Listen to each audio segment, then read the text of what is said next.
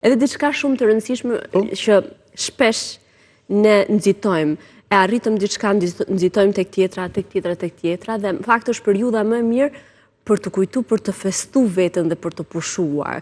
Sepse duke qenë rrjetet sociale e kanë bërë njeriu që të krahasohet me çdo njeri, dhe kjo ka sjell një presion shumë të madh në sistemin nervor, sepse neve krahasimi na është dhënë nga Zoti, sepse do krahasohemi për të përmirësuar, për ne para disa vitesh krahasoheshim me atë të lagjes, me atë të shkollës, po kaq, ndërsa sot tashmë krahasohemi me nuk di me realitet apo me njerëz që me qindra mijëra njerëz në ditë. Diferencë shumë të madhe. Në gjenezë, në rritjen, në social-kulturore janë diferenca shumë dhaja, dhe truri nuk bëhet krahasimi ashtu. Truri gjatë gjithë kohës është në krahasim, është diçka që ne e bëjmë automatike, prandaj në momentin që ne ndalojmë dhe i themi vetes prit se e ke bërë mirë këtë gjë, e ke bërë mirë atë gjë, e ke bërë mirë atë gjë, fokusohesh më shumë te rrugtimi jot. Është vërtet ka më mira njerëz që janë më mirë se ti, por ti je më mirë se dje. Dhe kjo është periudha më e bukur që ne të kujtohemi me veten tënde, me gjendjen tënde dhe me ata të ngjashmit apo të afërmit që ke në rreth edhe në çdo gjë tjetër. E rëndësishme, nuk di nëse edhe gjatë këtij viti, po ne shpeshherë themi edhe kjo atmosfera që nuk është këtë vit siç ishte vitin e kaluar etj etj. Tani, nuk e di çfarë ndodh. A ne na kalon mosha, për shkak të flasë për veten time dhe fëmijët e përjetojnë më ndryshe, apo pse ndodh kështu? Apo vërtet është kështu? Unë e kam ngritur shpesh edhe si temësh, sepse bota po robotizohet.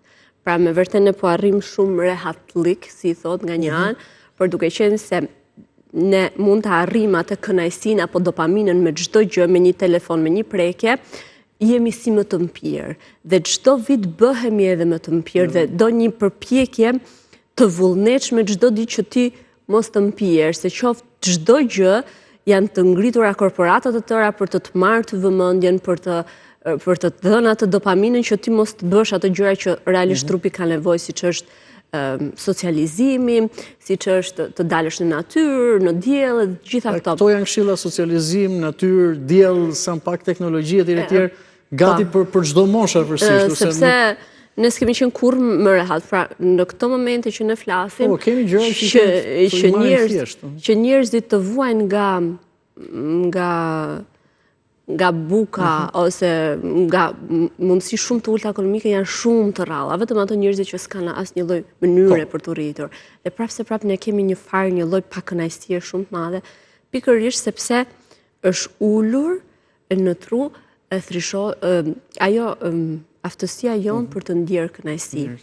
Sepse kur themi ne që ka pabarazi, por nëse ka një gjë që njerëzit janë të barabartë, janë emocionet. Pra, ti mund ta ndjesh kënaqësinë gëzimin me një çokoladë, dikush tjetër mund ta ndjejë duke bler një jahtë. Ama si emocion, si kënaqësi e kanë të gjithë njerëzit njësoj, domethënë. E kuptoj.